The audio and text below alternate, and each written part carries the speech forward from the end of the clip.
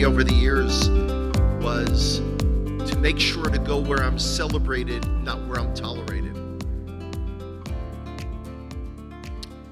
I haven't always listened, and I've thought back after the fact and said he was right. It's interesting. There are places that I've spoken at where I've been tolerated. There are places that I've spoken at that I clearly have overstayed my welcome. We're not going to talk about those, by the way, right now. That's more of Monday night's subtopic, which the teaser is a tale of two congregations. But we're not going to go into that now. And there are many congregations, Baruch Hashem, thank God, where I've been welcomed. However, there is no congregation where I have been celebrated more than Beit Tehila.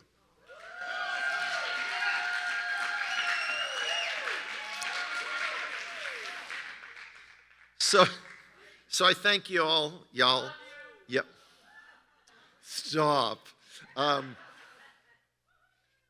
by the way, for those who are listening in, either via live stream or after the fact, just a caution.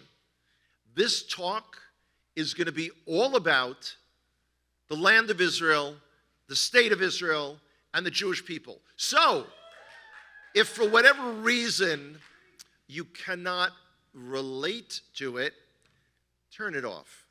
I'm not the guy you want to be listening to. Today's talk, what's in a name? Subtitled, is that what it means? What's interesting is you hear a lot of things on the news. And I mean real news. In other words, the Israeli news. Not your CNN or Fox or anything else that you're burdened with. However, there are terms that we hear all the time that I believe require some clarity. And that's what I'm going to try to do today. My last presentation back in January it included 22 maps walking you through history. Because most people aren't familiar enough, even those who love Israel with all their hearts, aren't familiar enough with what's happened. Who's where and what. I mean, you know what you believe in, but you don't have the facts to support it. And that's where I thought me, as a licensed Israeli tour guide, could help the most with. Now, terminology has changed. Even words we use routinely.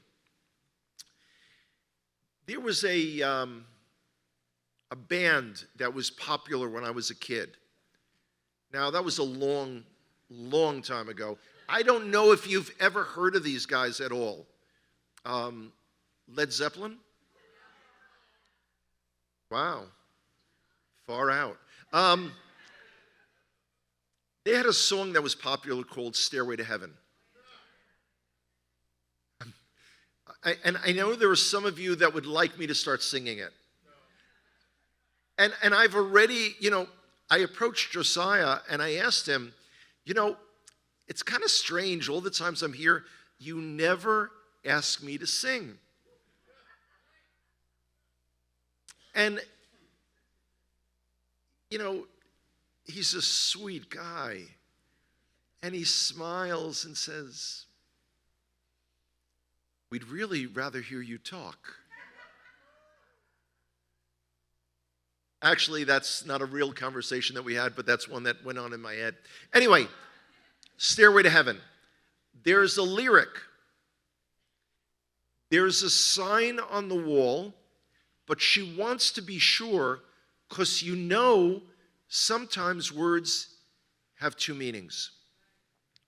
I actually got into a couple of arguments in speaking over the last year, post-COVID, where people said, no, words don't change. Meanings don't change. So, of course, I grew up on cartoons, which is why I'm so unbalanced. And the Flintstones, yabba dabba do time, will have a gay old time. If you don't think that that term has a different meaning in 2023, y'all need more help than I could possibly provide. So we're going to go into terminology and concepts. Now, I don't have a lot of time. I was supposed to be slated for 2.5 hours. I looked at the schedule. Someone goofed. I only have half of that. But being half an Israeli and half a New Yorker, I think I can kind of, do it. And again, whatever we don't finish, we can do on Monday night. And I do want to leave time for questions and answers. So next slide, please. Okay, this is called a political map. Okay, and the reason I personally hate this map is there's a section in the middle of our country that's kind of highlighted out, and it's labeled here, the West Bank. Okay, we'll get into that terminology in a little while, but I want to point out a few things. So on your left, there's a big blue mass. That's called the Mediterranean. As you go to the other side, though, towards your right, between us and a country labeled Jordan is something called the Jordan River. That is, in most of our country, our eastern border. Okay, that's the basic map of Israel most of you should be familiar with. By the way, I know our country is confusing. We have the Kinneret, the Sea of Galilee. We have Yam HaMelach, which is the Salt Sea, but y'all like to call it the Dead Sea. And by the way, neither of them are seas. Sorry. Tell me words have different meanings. Next slide, please. This is a topographical map of our country. Right in the middle, it's hard to see on this, I apologize for the colors. Right in the middle of our country is a mountain range. You can see it going all the way up from Jerusalem through Shomron, Samaria. Many of you are very familiar with Samaria. Many of the fine wines that we all drink were planted or pruned by people in this congregation. By the way, next time you're stomping on grapes in Israel, though, if you wouldn't mind washing your feet first, we'd be very grateful. Only kidding. Okay, I want you to notice this, though. Those mountains, that's Shomron, Samaria. The northern part of what the American government, the European Union, and Muslims throughout the world call the West Bank. We're going to cover that term soon. See, we're starting off very slowly, and this is kind of the kinder, gentler Hanock. So not true. Did you just say no? Yeah, it's not going to happen. Next slide, please. Okay, let's get right to the heart of things. The terms Palestine and Palestinians. Where do they come from? What does it mean? What's relevant about it? And what is absolutely insane about it? Okay. Firstly, there never, ever, ever in history was a country by the name of Palestine. Never. Never. However, the Romans, y'all have heard of the Romans. Romans conquered the land of Israel 63 before the Common Era. After ruling our country for more than 100 years with an iron fist, the people rose up in revolt. The Great Revolt began in the year 66, and by the year 70, after 4 years of battling the Roman Empire, things did not go well for us. Temple was utterly destroyed. Masada falls 3 years later in 73. That's not the biggest rebellion against Rome. That happened 62 years after. The Bar Kokhba rebellion, between the years 132 and 135. That war was so bloody that the Roman historian Cassius Dio tells us that more than 950,000 Jews were killed. Now remember, this is in an era when there are no cluster bombs and munitions like that. This is all with a spear or a sword. Incredibly bloody. The Emperor Hadrian was determined to wipe out the memory of the Jewish people. By the way, it's easy to remember things in the Middle East, much easier than you realize. For instance, Jews come from Judea. Arabs come from Arabia. That would be Saudi Arabia. Okay, so let's get back. Hadrian renames Jerusalem to Aelia Capitolina, renames other cities, including Shechem. I know, easier for me to pronounce than you, I know. Apologies. I think most people call it Shechem or whatever, but it's Shechem, today called Nablus. And the best part about that, by the way, is that's not what the Romans named it. The Romans named it Napulus. But later on, when Arabs immigrated to our country, they cannot pronounce the P, Napulus. So they renamed it Nablus, again, because they're not indigenous to the land of Israel. A little cute.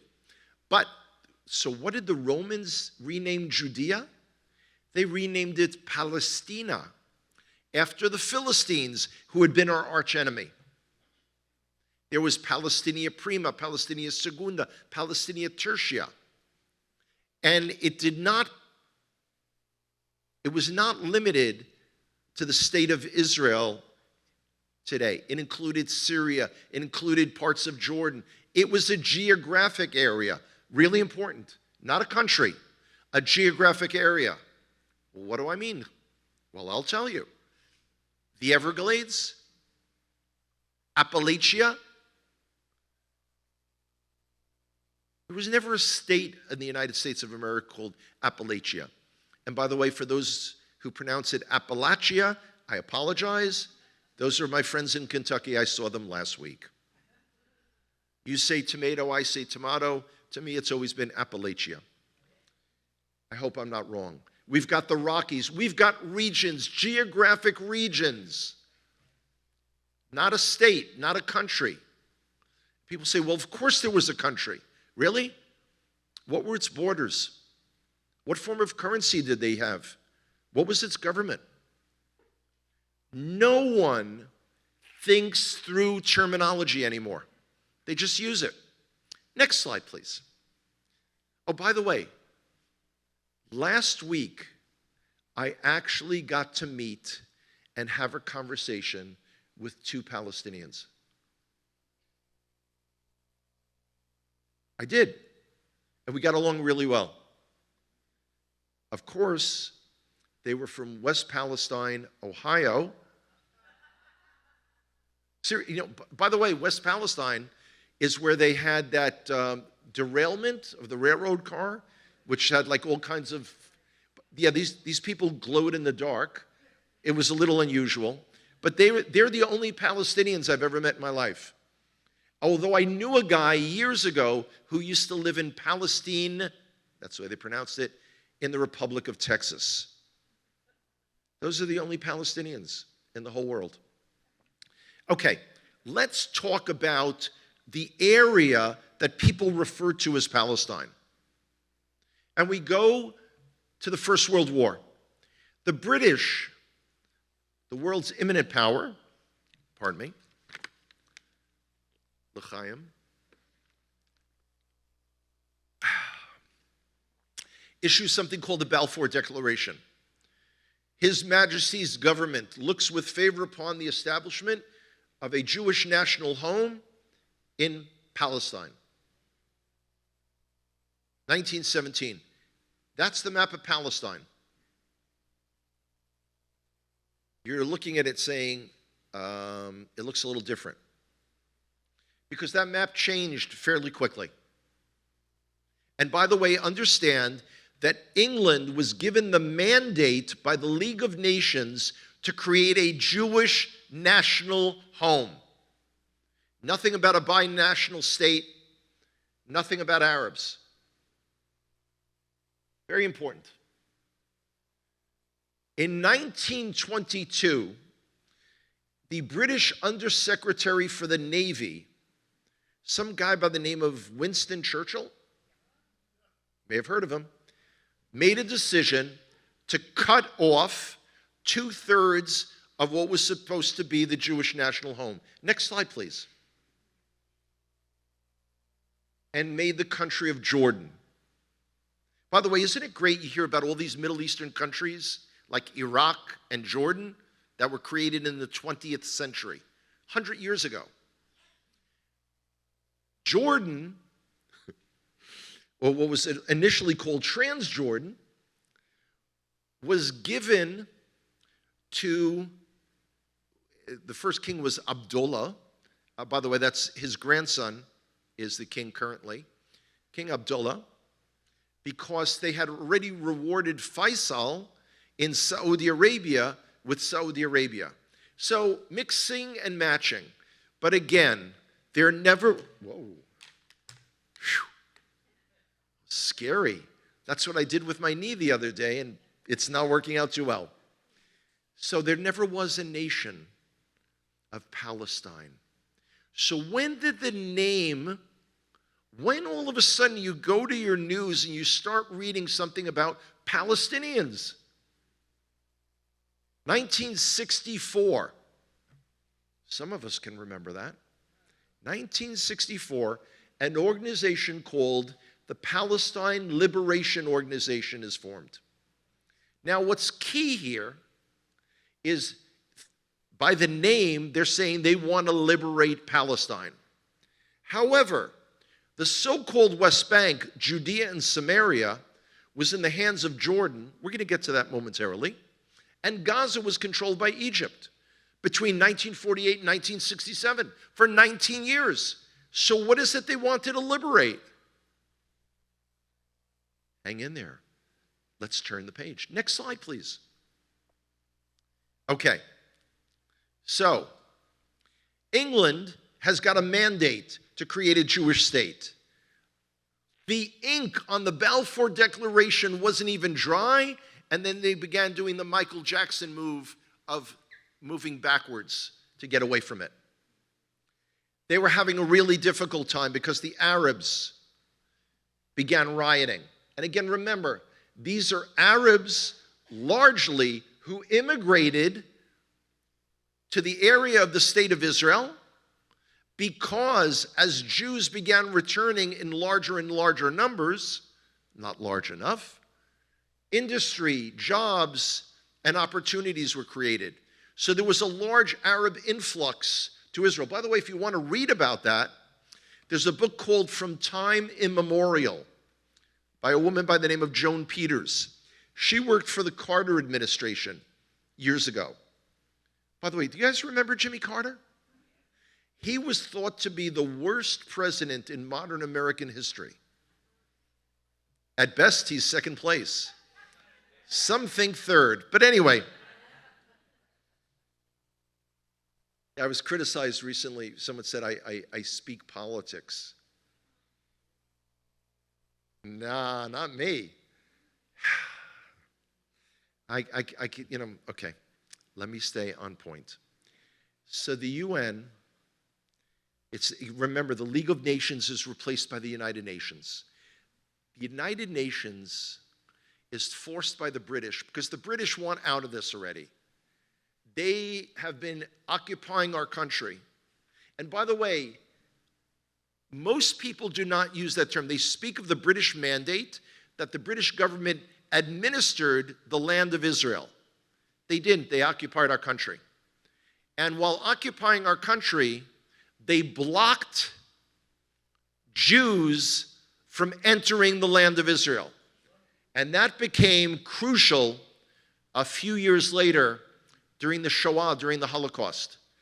Jews who were able to get out of Europe were blocked from entering the one country that would take them in. Remember, Your country wouldn't take in Jewish refugees. Australia wouldn't. The Brits wouldn't. The one place in the world guarded, and really, as if the British Navy had nothing to do during World War II, as they were getting their clocks cleaned. Anyway, November 29, 1947, the United Nations votes to partition, quote, Palestine. The blue area is supposed to be the Jewish state. Oh, look how bizarre that looks. The pink area is supposed to be the Arab state. Now, again, remember, it's called an Arab state. Not even the UN was calling it a Palestinian state, because Palestinians hadn't been invented for another 20 years. The yellow thing in the middle is Jerusalem. Supposed to be an international city, which is why to this day, most of the world does not recognize Jerusalem as the capital of Israel. Can you believe it? We're the only nation in the world that cannot determine the capital of our country. Really? Well, frankly, I think the White House should be in Philadelphia. And that's what I'm going to tell the American government if they ever ask me. By the way, the American government doesn't talk to me very much. I still retain my American citizenship, which is why I'm able to come back and forth to the United States. For that privilege, I file and pay the IRS every single year. They were totally distraught, by the way, during COVID when I wasn't able to work, when we didn't allow any visitors into our country.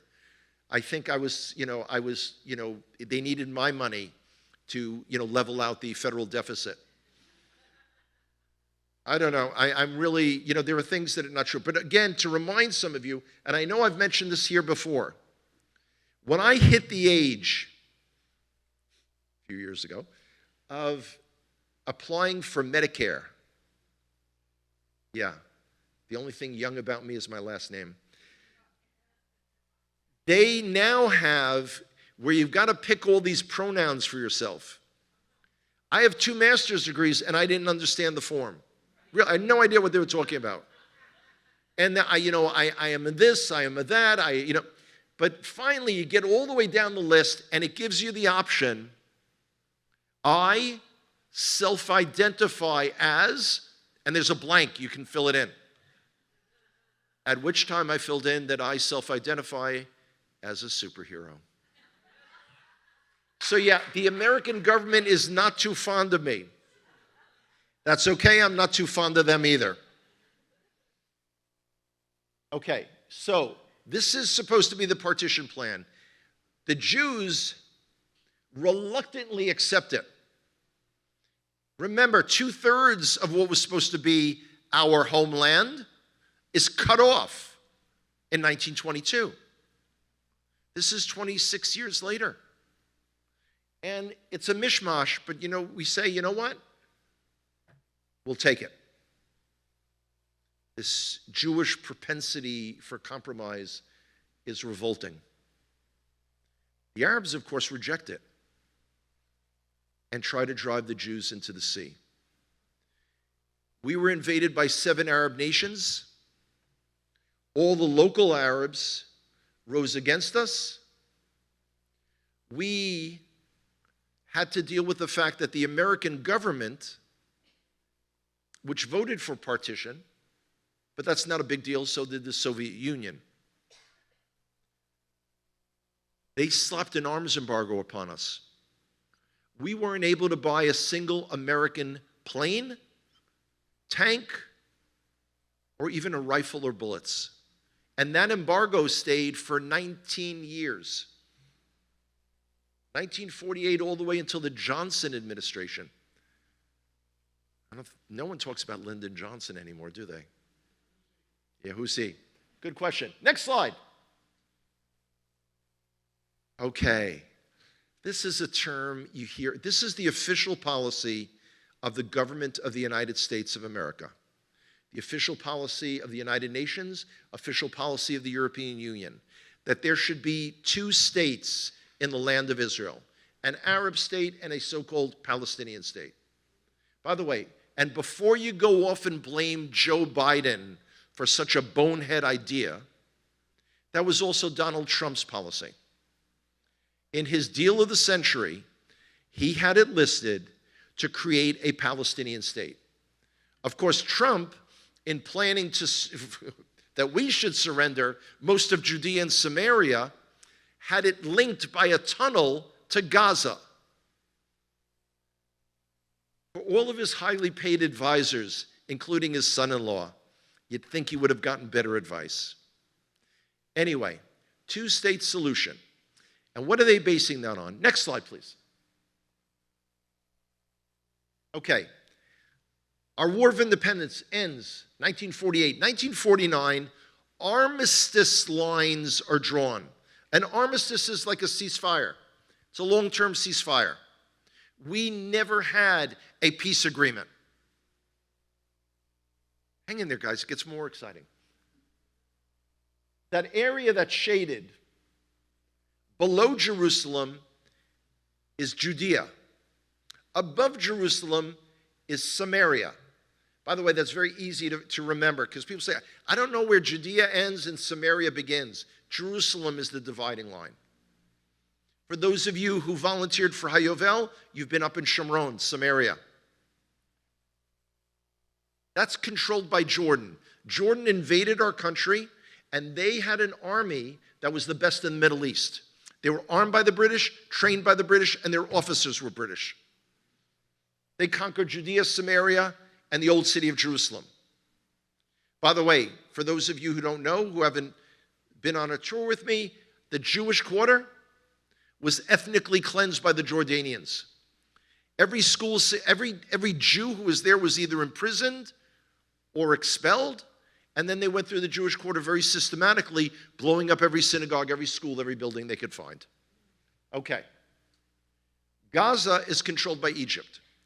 This was the situation, facts on the ground, between 1948 and 1967. 19 years. Egypt's controlling Gaza, Jordan's controlling Judea and Samaria, which they are calling the West Bank. No one in 19 years called for the creation of something called a Palestinian state. I can only turn to the wisdom of the Talmud, largely written in Aramaic, not Arabic, Aramaic, sister language of Hebrew. And for a question of why they never called for a Palestinian state, you'd have to say, ¿por qué no?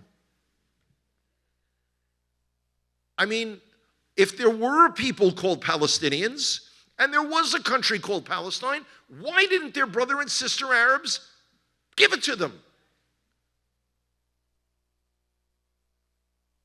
Because Palestine may be in part of, well, West Palestine at least, may be in part of Ohio. The rest of it is located between Gondor and Rohan. Nowheresville. But the thing that's interesting, if you saw this line, this map close up, you'd see Judea and Samaria and Gaza outlined in, does anyone know what color? Green. Green.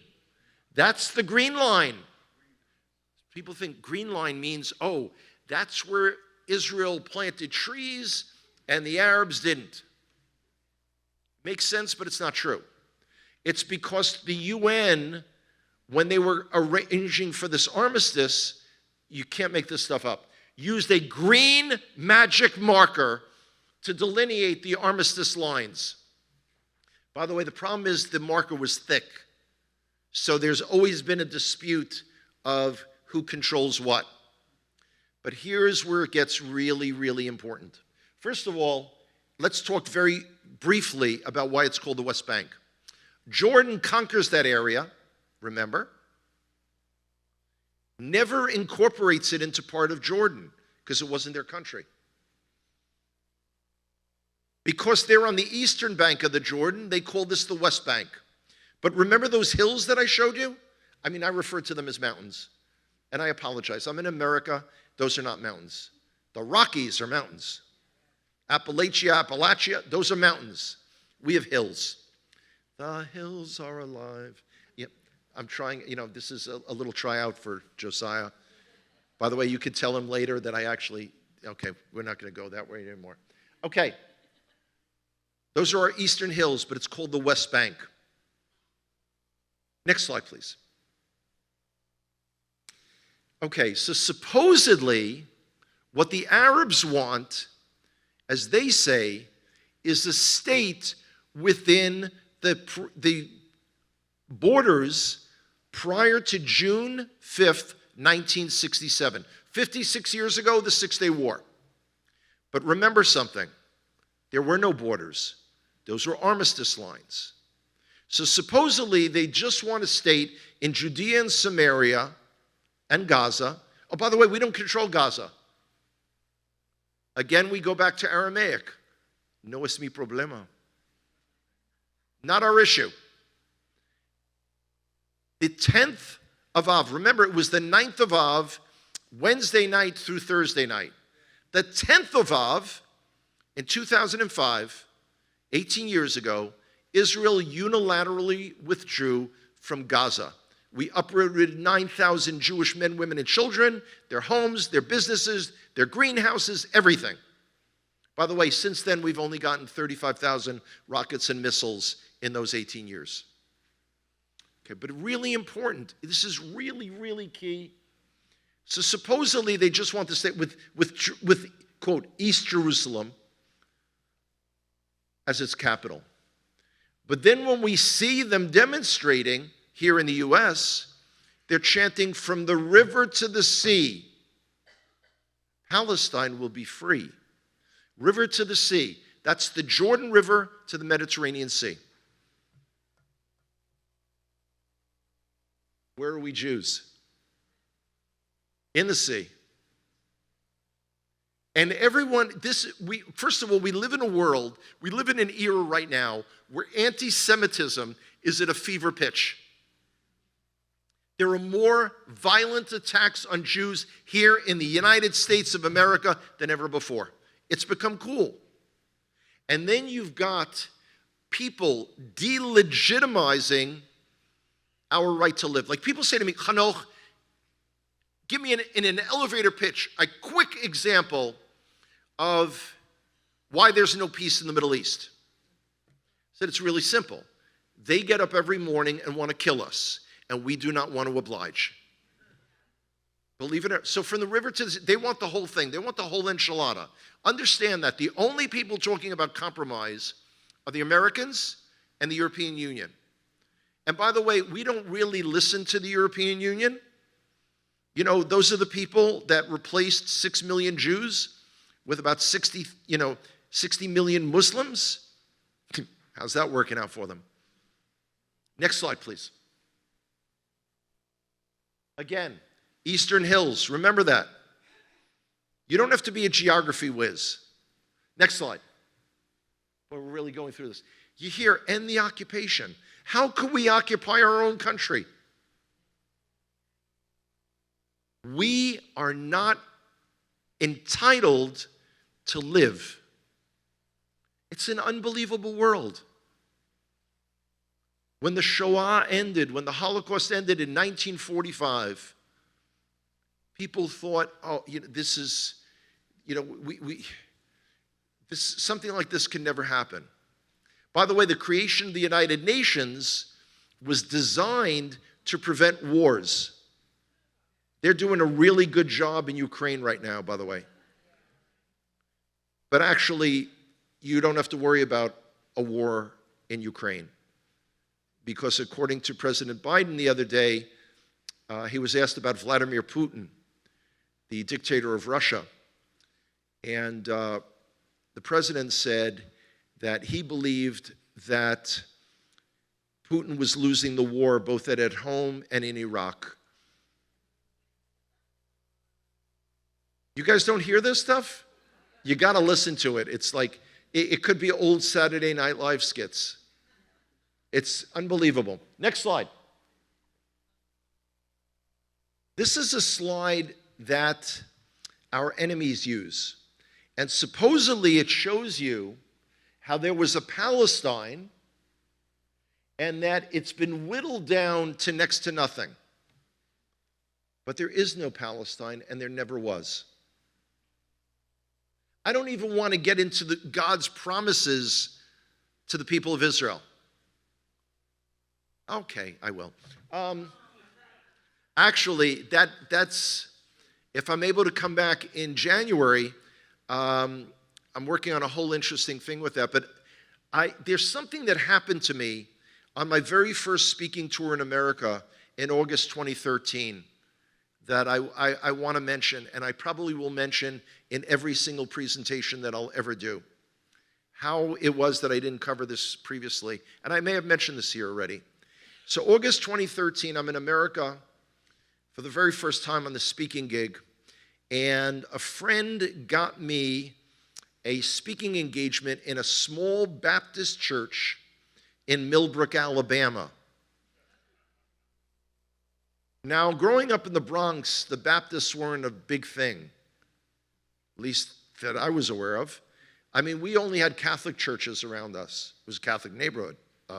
So we had, Our Lady of Refuge, Our Lady of Mercy, all the, it was really very different.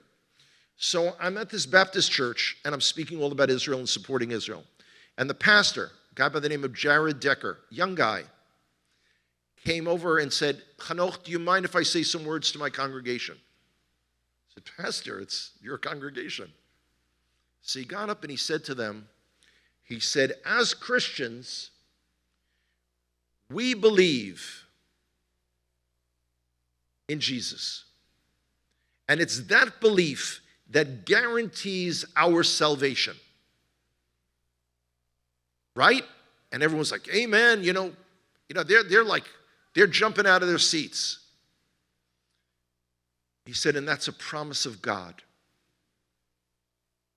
And then he said, however, if the Lord Almighty does not honor the promises that he made to the Jewish people and the land of Israel, then as Christians, we can have no hope that he will honor his promises to us for our salvation.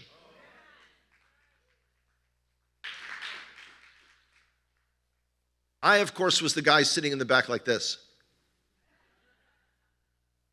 And I have not found another sort of elevator pitch, quick description that describes it any better. I can tell you about a recent speaking engagement I had where people were saying they can't relate to the state of Israel, but I'm not going to talk about that now. Next slide. By the way, that comment was for some of the people that are listening in. Bless their hearts. So again, remember, not borders, armistice lines, green lines. Next slide, please. Yeah, West Bank. It's not the West. It's not West Palm Beach, guys. It's not the West. Has nothing to do with that. And by the way, this is an area that I'm going into on Monday night in more detail. There are people who tell me, once I describe Beit Tehila to them, my daughter, my eldest in Jerusalem, said to me, wow, Abba, it sounds like you stacked the deck. It's the perfect congregation for you. Like, was this like your fantasy? And to a certain degree, you would think that that's true. You would think that a congregation that regularly, about every year and a half or so, has a tour to Israel would be my kind of peeps. You would think that a congregation where it's like not only acceptable and encouraged, but expected that you'd volunteer on Hayovel would be my kind of congregation. I mean, after all, if you go and you work the land of Israel, y'all are obstacles to peace. You know that. Congratulations to all of you, by the way. But it actually is more of a challenge for me as to how I can motivate you with suggested next steps. I'm not going to tell you now. You have to come back on Monday. Except for Pastor Tikva and Tim, I promised them a personal presentation on that because they can't be here. By the way, and just because they can't be here, it's not an excuse for any of you. Okay. Next slide, please. Zionism. Ooh, that has become a dirty word. By the way, when you hear, I'm not anti-Semitic, I'm just anti-Zionist. People actually they think that means something. Zionism, boiled down, a belief that the land of Israel belongs to the people of Israel. Boom, drop the microphone. No, Pastor Russell, I'm not dropping the microphones. Don't worry. He gets very nervous when I use that expression. Okay, that's what Zionism means. When people say, I want an end to the Zionist state, they want to kill me and the other 7 million Jews that live in the land of Israel. And I got to tell you something. The Muslims are incredibly consistent. I give them credit for this. But understand when they say, when we finish with the Saturday people, we're coming for the Sunday people. Right out there. Next slide. Yeah. So you've got all these different, it's like a coalition around the world to rip us apart. All they needed was a little more patience and we'd be busy ripping ourselves apart. But that we do historically. We'll go, I think we'll have time. Yeah, we seem to have time for questions and answers. We could go into what's going on in Israel now. And it's not exactly what you think. Next slide. Media reports are blood libel. It's a shame you can't see that more clearly. That's a carved relief on a church in Europe. And what that shows is Jews, and you can look closely, it's got all the stereotypes of the way Jews looked, about to drain the blood of a Christian child. Why on earth would we need the blood of a child? Well, of course, for baking matzah. The blood libel. You hear all the time, and 3 weeks ago on the BBC, a reporter interviewing Naftali Bennett, our former prime minister. By the way, we Israelis actually love our democracy. September will be 14 years since I've had the bracha, the blessing of being an Israeli. And I have already voted in 8 national elections. We love our democracy. But she asked, and I voted for Naftali Bennett, by the way. This will probably be the only time in my entire life that I voted for a political party and they became the leader of the coalition. So I hope I enjoyed it for the year that it existed. She asked Naftali Bennett, the IDF enjoys the killing of Palestinian children. And you hear all the time that Israel murders, quote unquote, Palestinian children. Now, I don't know the law in Florida, but in New York State, you can't be charged with murder if there's no body. You're charging Israel with genocide. Where are the bodies? Where are the funerals? Where are the bereaved families? You cannot, except when it comes to Jews in Israel, you cannot simply say, you're killing Jews. You're killing children.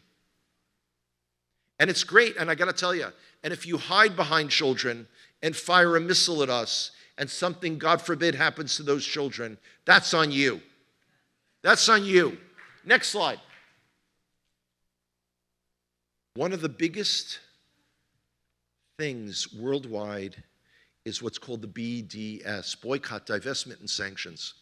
Here, you've got an organized, concerted effort to alienate Israel on all levels, economically, socially. They try to get, by the way, singers to not come to Israel. believe it or not. I mean, that's a big thing. It's unbelievable, and they're terribly successful. They've even done things, for instance, in the UK, where they've gone into supermarkets that were selling Israeli products and cleared the shelves of them. And of course, we live in a world now that everyone is timid. No one stands for anything. And this is even, like pre-woke. And by the way, talk about words having new meanings. People used to say, like, woke. That used to mean when you got up in the morning. Now it's got this whole different meaning to you. Next slide. Settlers. We have no settlers in Israel. We do, throughout Judea and Samaria, have Jewish communities. We have 500,000 men, women, and children living in Judea and Samaria.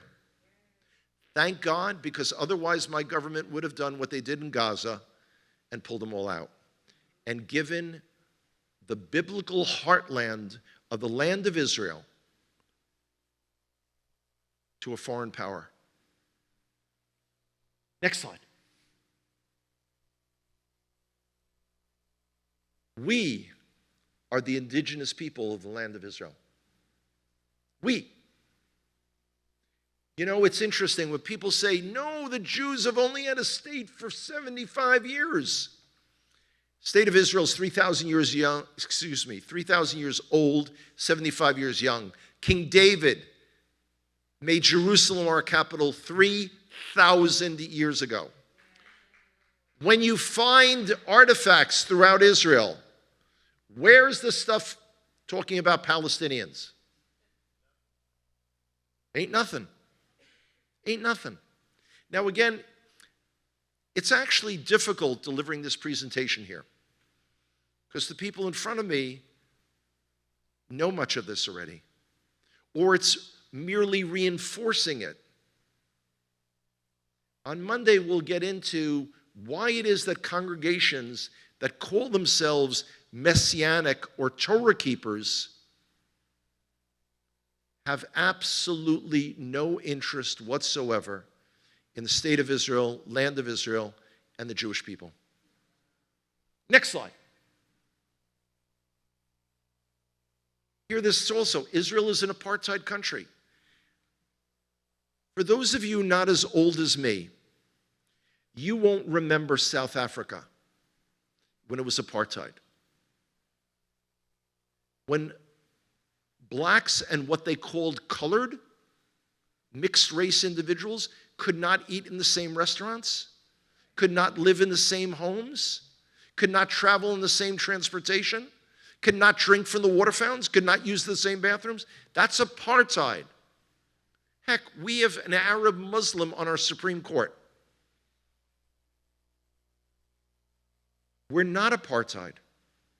But again, you use terms and you just throw it out there. Throw it out there. Next slide, please. What's in a name?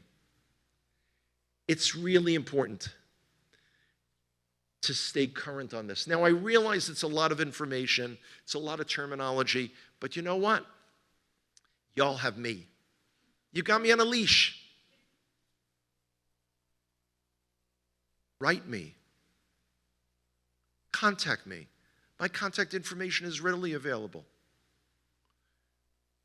Please don't tell me, I heard, because some loon with a YouTube channel, put out a video saying XYZ. It's like, the Martians have landed, at the Sea of Galilee. Please, don't do that. Now, I rushed through this to get to the point where we're really, really interested in having questions and answers. How exciting.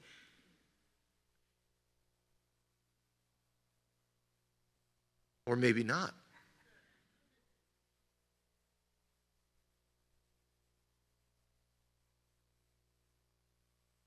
If someone could wake up the media team, no, just kidding. Just kidding. Sure. Okay, what's going on in Israel? By the way, for those of you say, wow, Israel's in the midst of a civil war, The IDF is falling apart. Don't say silly things to me. Seriously. If you don't know what's going on or would like more information, it would be my pleasure. Okay.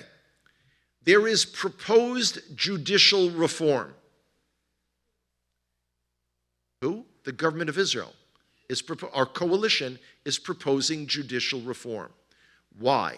Because our high court is structured in a way that doesn't make sense. Meaning, the justices on our high court get to be involved with the selection of future justices. That would be like in America having, I don't remember justices' name, Clarence Thomas, I remember him deciding who the other justices would be. They also have the power in Israel to strike down laws that our Knesset, our elected body, come up with. So there does need to be judicial reform. Let's put that out there. However, our ruling coalition, no one trusts, because our Prime Minister, Benjamin Netanyahu, has been indicted and has been fighting being locked up. And in Israel, it's very common, by the way, to refer to him not as our Prime Minister, but as our crime minister. Okay? Now, I know most of you guys love Netanyahu. He's a great speaker. And like people say, why have you never voted for his political party? And I said, what have they done for our economy? What have they done to heal the rifts in our society between secular and religious? And they're like, I don't know. Don't comment about something you don't understand. However, what we need for our judicial reform is to have consensus, not someone who's slightly larger dictating to the other side what we have. What I would do is I would take the heads of all the political parties, those in the coalition and those in the opposition. I would lock them in a room. I wouldn't even let them go out for bathroom breaks. And I would say, you have to come up with a compromise that we all can live with. And we can move forward as a society. What's interesting is that the demonstrations in Israel, both from the left wing and from the right wing, everyone marches around with Israeli flags. This is not like in America where you've got anarchists. The other thing is, this is not like when George Floyd was killed. Buildings aren't burning. People haven't been killed.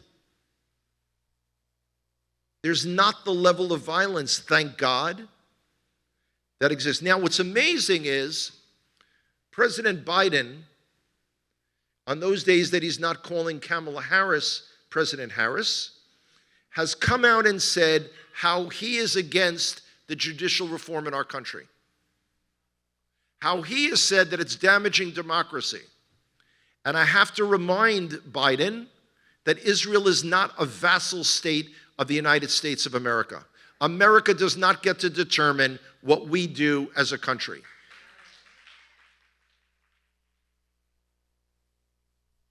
So that, in a nutshell, is our judicial reform. So for 30 weeks in a row, we've had major demonstrations in Israel. What's interesting is when the left wing demonstrates, those are against the judicial reform, they will block highways and create all kinds of a ruckus that the police have to clear the roads. When the right wing demonstrates, they don't have that. That's interesting. But again, everyone's walking around with an Israeli flag. There's a hand in the back, and Ryan is making his way over.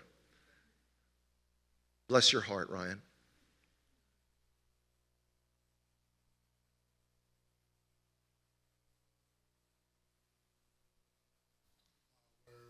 Netanyahu made some kind of ruling, and now even the IDF is saying they're not going to stand up for it.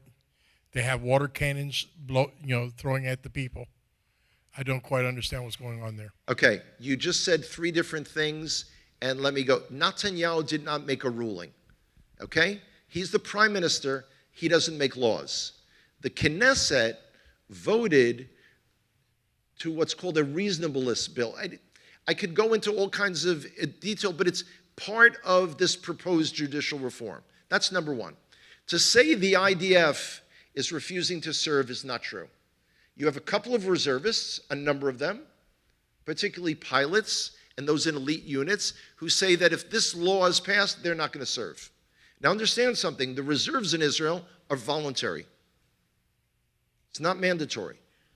Now we require it for our security. This is an unprecedented step in Israel where people have said, we're not going to report for duty. What will happen long term with this remains to be seen. It's a very dangerous precedent. I mentioned, to clear the roads, the police will use whatever is necessary, including water cannons. You cannot have major roads and thoroughfares in Israel blocked off. You cannot have train service stopped. It's dangerous.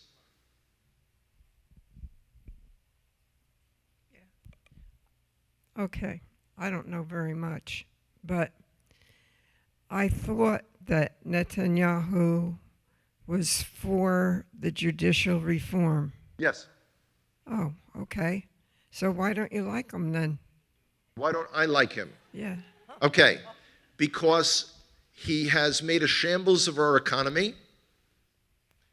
He has never promoted Jewish communities in Judea and Samaria.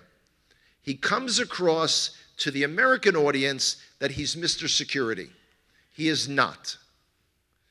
He is a criminal. He should stand trial. It'll never happen. So there is no, even his management of COVID in our country was atrocious.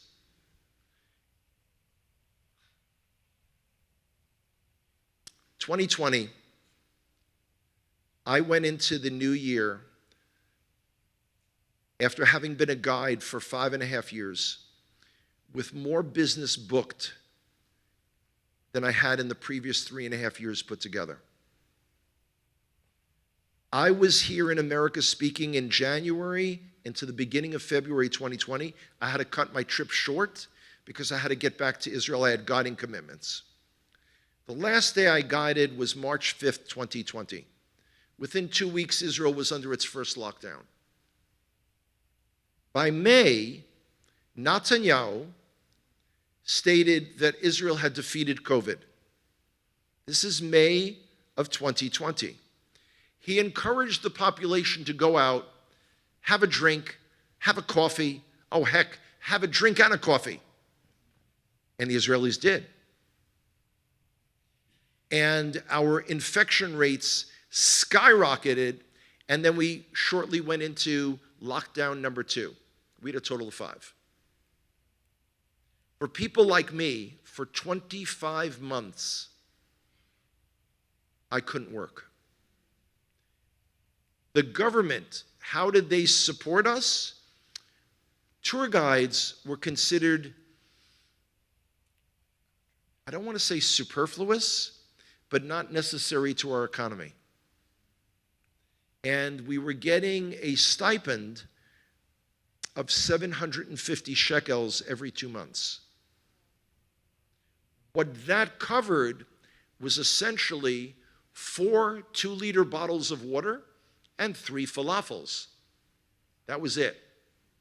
So our economy, by the way, and because of the way Netanyahu is handling this proposed judicial reform, massive amounts of investment for startups have been taken out of Israel, and Moody's, with our credit rating, Israel is suffering. So even though we need some form of judicial reform, he's not enough of a leader to do it with a national consensus. That's our problem. I'm sorry?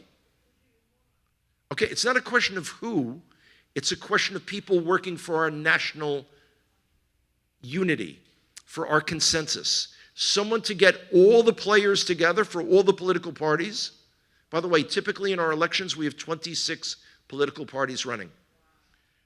We have 120 members of Knesset. To have a ruling coalition, you need a minimum of 61, more than 50%.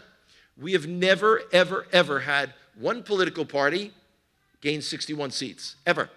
We've always had a coalition for 75 years. Again, remember, we're not voting for personalities like in the United States. We're voting for political parties. Hi, can you talk about just kind of the growing movement to erect a third temple and where that is currently? Oh, the movement to rebuild the temple. We had more than 2,000 Jews ascend the Temple Mount on Tisha B'Av, the 9th day of Av, this past Thursday. The movement in Israel to reestablish prayer rights on the Temple Mount is the big issue. Our government is fighting it tooth and nail, of course. It's a major thing. Of course, the Temple Institute for years has created vessels. There are other movements. There's a group called High on the Har being mountain, and others called Cry for Zion. I went to a one-day temple conference with these newer groups, and they're trying to push materials and awareness of the importance of going up to the Temple Mount. As a tour guide, I bring people in groups up to the Temple Mount all the time. By the way, without a guide up there, you don't see anything that would make sense to you. There's no signage saying this was where, and of course the Muslims deny that there ever was a temple. Until the 1920s, in their guidebook of the Islamic Waqf, the Muslim Religious Council, they included that one of the reasons to visit the Temple Mount was that was the site of Solomon's temple. But, in 100 years, the Muslim narrative has changed dramatically.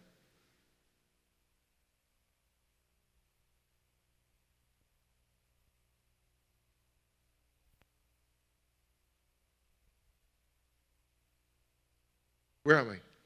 Hi. Me. Hello. What is something that we as Americans can help? How we can help Jewish people? What is something that we could do, Sure. as far as everything? Okay. This is going to sound like a cop-out. That's part of what we're covering on Monday. So come back, please. I received a newsletter from Christians for Israeli Communities, Sandra Barris. Yes. From what I remember reading, it said there were terrorists who did kill some people in a restaurant, just random shooting of Jews, Okay. young sons and fathers were. Right. It wasn't random, but yes. That was a was terrorist planned. attack a number of weeks ago near Shiloh, Yeah. as y'all like to call it. There is a restaurant. It's part of the chain called Hummus Eliyahu. I guess you would say that's Eliyahu's Hummus. Really good hummus. In a gas station there. Yeah, and terrorists walked in and shot and killed 4 Jews. And Yes. that the media was blaming the peaceful protesters for this. This has nothing to do with protests. This is terrorists killing Jews. Yeah, okay, but somehow, you said the left and the right? Yeah, but that has nothing to do with Muslim terrorism killing Jews. Okay, but it was something, the media was blaming the What people who media? are peaceful, the news. Okay, no. There weren't demonstrators there. These are Jews who live in Shomron, Samaria, that were killed by Muslim terrorists. Has nothing to do with judicial reform. Nothing to do at all.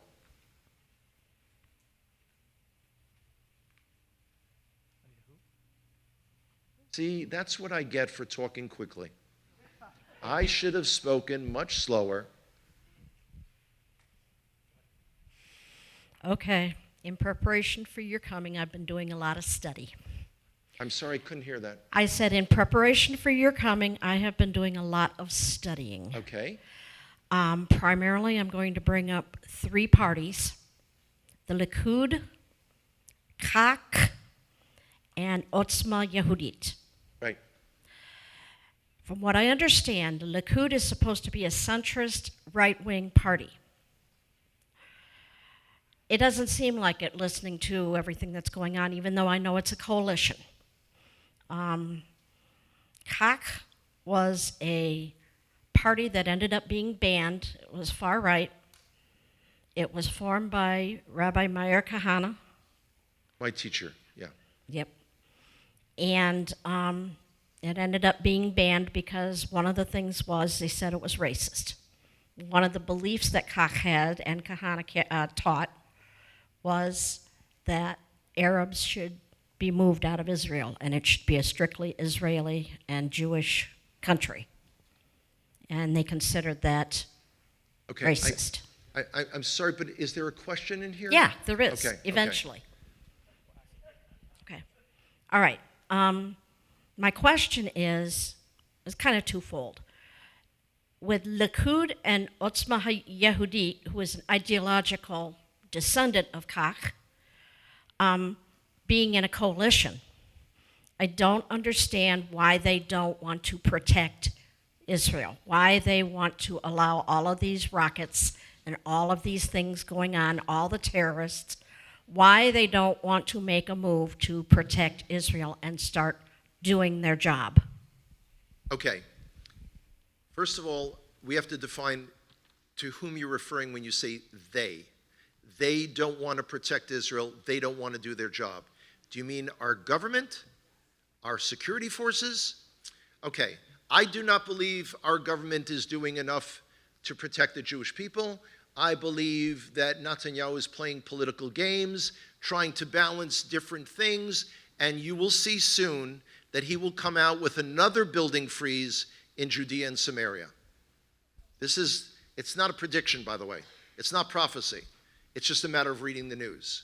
So I don't believe our government is doing a good enough job, but it has nothing to do necessarily with Otzma Yehudit or Likud. Yes. Hello. I'm kind of new here, and I'm new to just everything in regards to Israel and things like that. So this Sure. is a huge learning curve for me. Sorry about that. Oh no, it's okay. I enjoyed it. I Welcome, was doing a welcome lot of to the Googling. party. Thank you. My question is, what is a good source if I wanted to keep up with or track what's currently going on in Israel that Okay. you would recommend? Wonderful question. Thank you. Fortunately for us, we have better news sources than you guys do. So I would suggest the following. We have jpost.com. That's the Jerusalem Post. Or ynetnews.com. And I'll be here on Monday. I'll be more than happy to write any of this stuff down. And also israelnationalnews.com. Three good sources. As I said to some friends the other day, there's no reason on earth that you should be getting your news about Israel from CNN or Fox. These guys are beyond clueless and have their own agendas.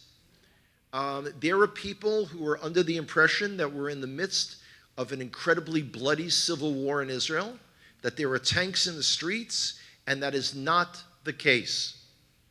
Not at all. And I've seen the images. I mean, I've been in America since July the 11th, day before my birthday. And I don't understand what, and again, I constantly tell people these sources. And unlike yourself, they're not new to this. They've heard me recommend it 6 or 7 times. Take a look at it. And you know what? I'll give you my email address. Feel free to jot me a question at any time. It'd be my pleasure. Manishma, Hanock. Seder. So I guess along the lines of the economy, right? I guess that's something that interests me the most. Yeah.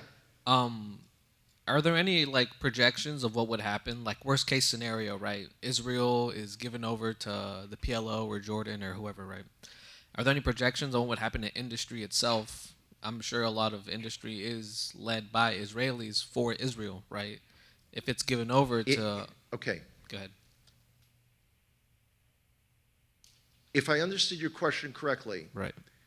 what will happen to the Israeli economy if one of the garden variety of Muslim groups, when you say take over, you mean take over Israel? Yeah, take over like politically, not in a sense sure. of a war. All the Jews would be slaughtered or driven out of the country, Right. and none of the economic institutions that exist would exist any longer. Are there any organizations that have brought up projections that can Projections of what would happen to Israel if it's destroyed? Yeah, well, so in the sense, right? So I'm sorry, but go ahead, yeah. if Israel is destroyed, God forbid, Right. it's destroyed. Yeah. All right, you got So it. what kind of, there wouldn't be any projections. Yeah, okay. I'm sorry, maybe I'm not understanding. No.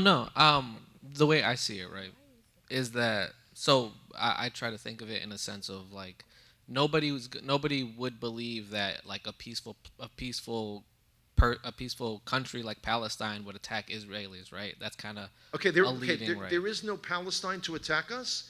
Right. But if you're talking about other Arab nations or you're Right. talking about terrorist organizations, Right.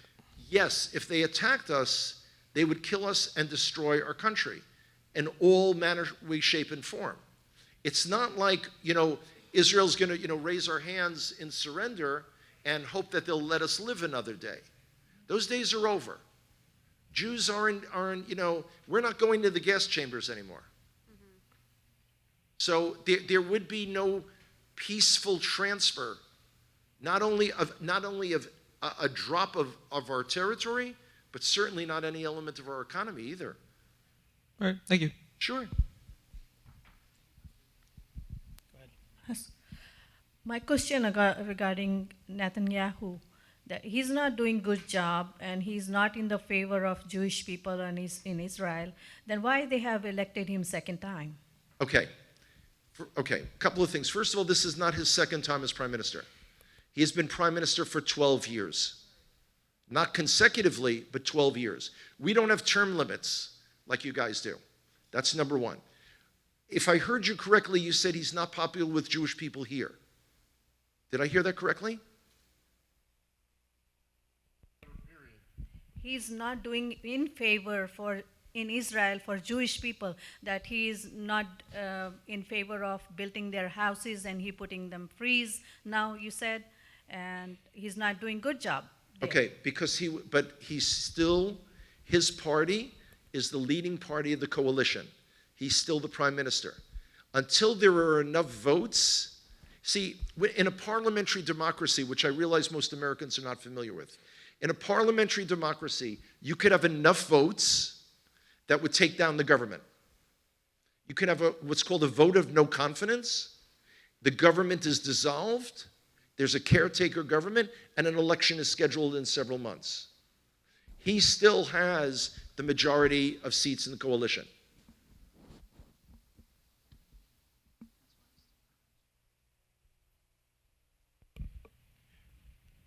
Correct me if I'm wrong, but I know that the IDF has a military. They have tanks, they got planes, they got a lot of weapons.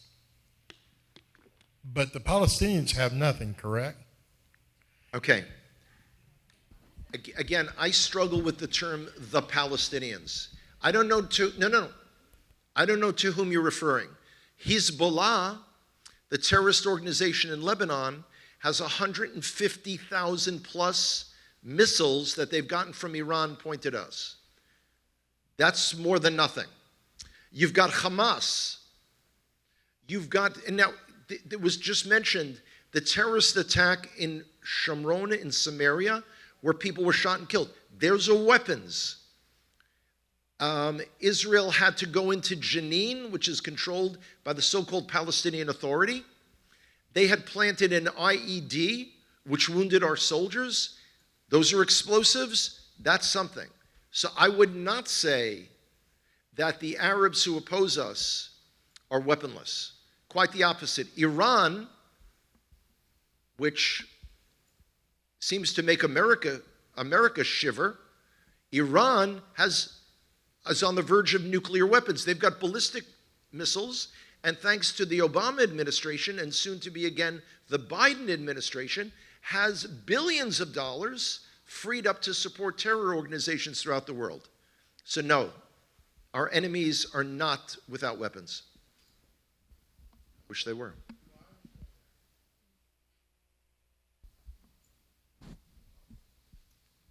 Anything else? Please. Okay, the microphone is making its way to you.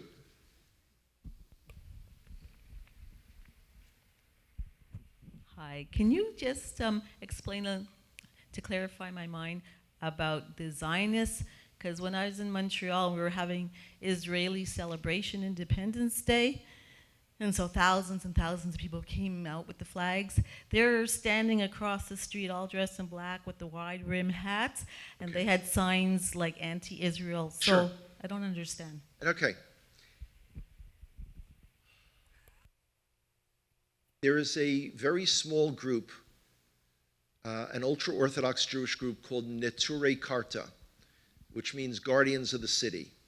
They are vehemently anti-Israel and believe that there should be no state of Israel until the Messiah establishes one. And they routinely go out to these pro-Arab demonstrations against Israel.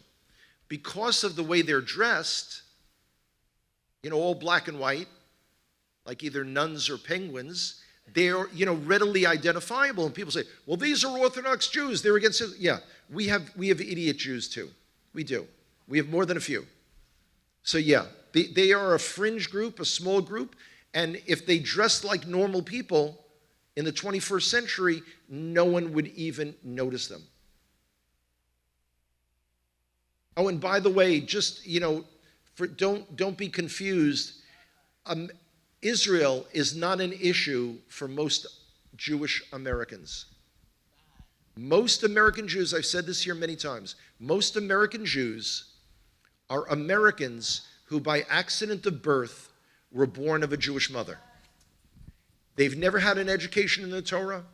They've never been involved in a Jewish community. They don't belong in a synagogue. 70% of American Jews have never visited Israel even a single time.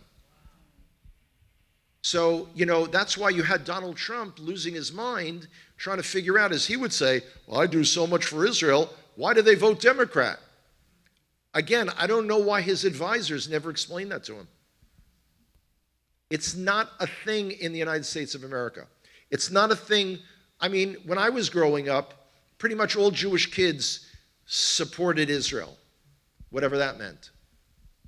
But it's a world now where people hide their Jewish identities in public because they're afraid of being attacked. This is America. We're not talking about France or Germany.